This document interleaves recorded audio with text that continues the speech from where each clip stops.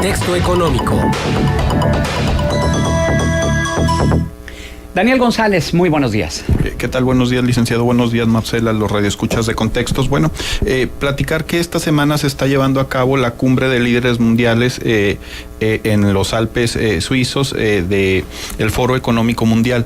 Es importante destacar que el Foro Económico Mundial, así como el G20, han venido a sustituir el famoso G8, donde estaban las 8 economías más industrializadas del planeta, y esto es parte de la transición económica que ha sufrido en los últimos años el mundo. De estos organismos supranacionales que inician después de la Segunda Guerra Mundial, como el Fondo Monetario Internacional, la Organización Mundial de Comercio, antes Acuerdo General sobre Aranceles y Comercio, el mundo se ha venido integrando en un proceso de globalización, como sabemos todos. Sin embargo, este mismo proceso se ha venido transformando y necesita nuevas herramientas para seguir funcionando. Es así como esta reunión que se hace cada año a principios del mismo, que integra a los 70 líderes más importantes en materia política y económica del planeta, nos está hablando sobre estas transformaciones económicas que se están dando hoy en día en el mundo, y el tema que está en la mesa y que se está considerando seriamente es el tema del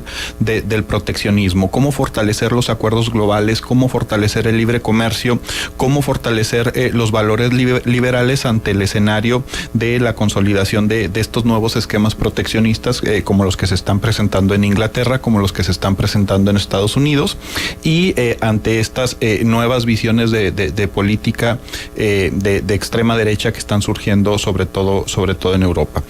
Por su parte, los alemanes plantean que se tiene que trabajar bajo un esquema de liberalismo económico que permita la integración de todos los países en estas nuevas relaciones de comercio internacional que se tendrían que estar definiendo. Hacen una advertencia sobre las consideraciones de que el proteccionismo genera conflictos a nivel internacional.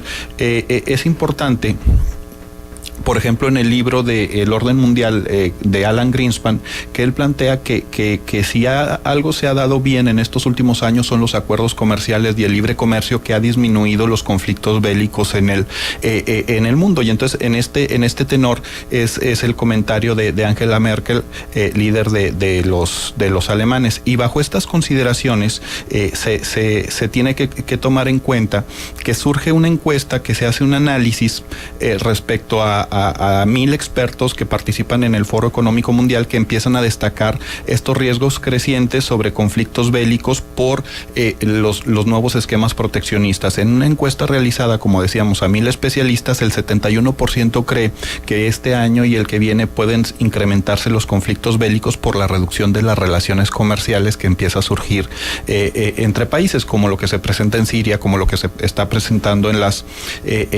Coreas. Entonces, este tema es algo que está, digamos, que cambiando con la visión que se tiene en otros momentos en el mundo, ¿no? También surge en el comentario Emmanuel Macron, presidente francés, y nos dice que la visión del mundo en materia comercial tiene que ir sobre políticas migratorias, sobre energía, defensa e inversión, pero también hace la consideración sobre temas de defensa. Debemos recordar que ahorita el tema del comercio internacional a México nos tiene pues muy atentos a este tipo de circunstancias, pero no es específicamente México, es un tema que se está manejando en todo el mundo.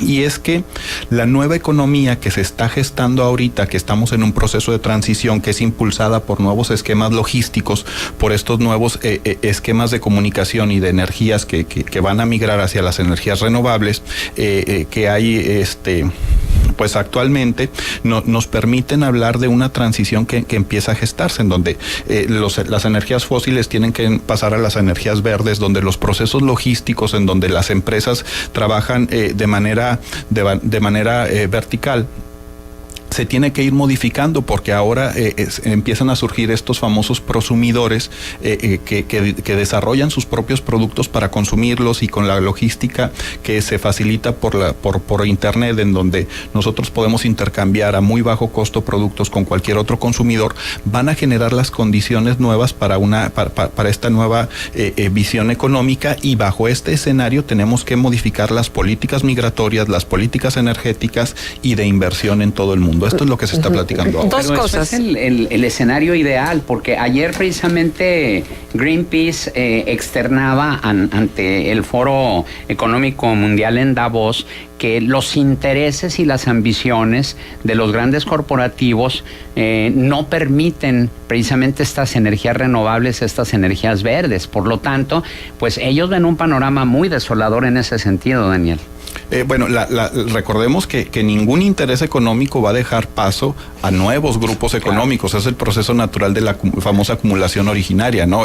Dicho de otra manera, pues no van a dejar ese espacio sin pelear estas grandes empresas que son vigentes todavía en el mundo. Daniel, dos cosas. Por una parte, la postura de China, que llama mucho la atención de cuando ellos eran totalmente antiglobalización, ahora son los grandes promotores del comercio internacional, ¿no? A diferencia de Estados Unidos, que precisamente Estados Unidos está evidenciando una política proteccionista que está llevando al cuestionamiento no nada más de los propios habitantes de la Unión Americana, sino del mundo entero, ¿no? Y además está trastocando también la economía la economía internacional con sus decisiones.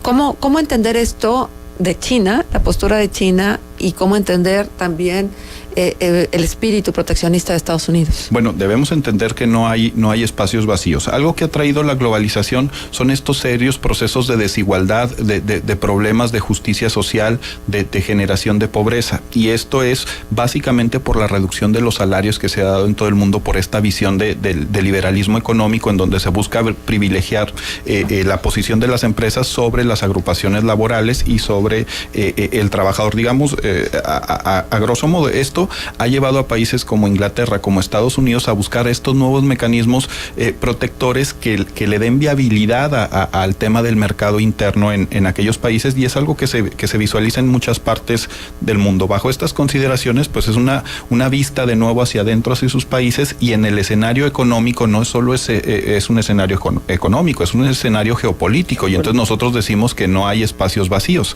Esos espacios que tienen que dejar estas grandes potencias para volverse a concentrar en el combate a la desigualdad, a la pobreza y a la pauperización de los salarios, lo utilizan o lo están aprovechando economías como la China. Y debemos recordar que, por ejemplo, en el año 2013, la segunda economía creo que eran 4,000 billones de dólares con cifras norteamericanas, era Japón, y estaba un poquito atrás China. 4 años después, ahora estamos hablando de 7,000 billones de dólares que genera en Producto Interno Bruto los chinos. El salto que dieron en 4 años en generación de riqueza e incremento en Producto Interno Bruto de este país ha sido fundamental, ¿no? Y lo que tú planteas, Marcela, se reduce a que en marzo se va a firmar el Tratado de Asociación Transpacífica que Estados Unidos rechazó, que fue la primera decisión que tomó Donald Trump llegando al gobierno norteamericano, y que sí será firmado por 11 países, entre ellos México.